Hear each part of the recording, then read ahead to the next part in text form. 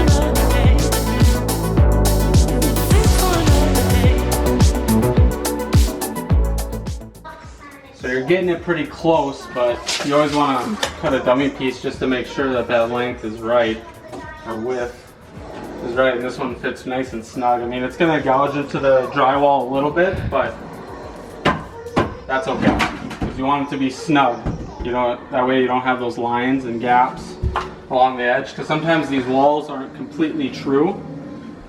So from here to here, this distance outside might be 1/8 of an inch difference in this corner to over there. So, which this wall is actually really straight. I mean, the distance from here to here is the same. So